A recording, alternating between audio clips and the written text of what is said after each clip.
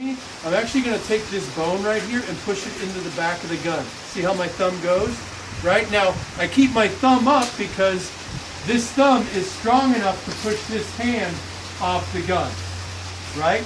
And I notice that with a lot of people, right? This is a common problem, is they'll push down so hard with this thumb, they actually push this hand off as they shoot, right? So the thumb's got to stay up.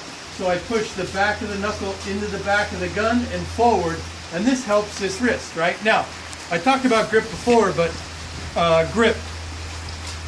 As I use my trigger finger, I'm really taking most of the grip out of my hand, right? And since my grip is compromised, I'll never be able to truly lock the firing wrist.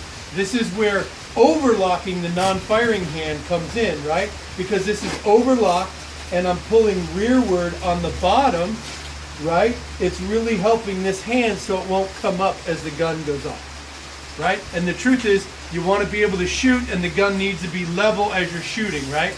Now, as we work on grip in a couple minutes, what you're going to see is if you shoot and the gun never comes off the chest, how fast could you shoot?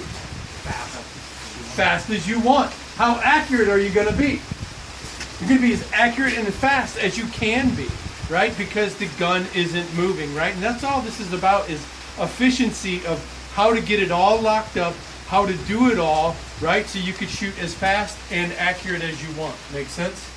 Let's see, what else with grip?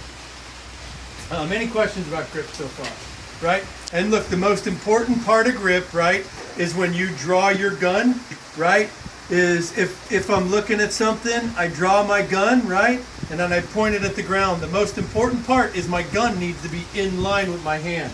That way, shooting is no more than just aiming with my fingers, right? And truthfully, once you make it natural like that and you're going with human nature and not fighting it, your groups will get much better, right? Like this is the way the humans work, right? Is everyone take your trigger finger and put it on the middle of the target.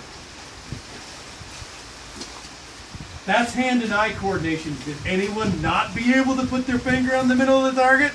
Okay, now if the gun is in line with your hand, right, is we could literally use human nature and we're just pointing. If I point at that target, the center of the target, where's the bullet going to go? It's going to be about 1 inch from where I'm pointing. That's still a kill shot, right? So we have to enhance human nature, right? And then we know we've already identified the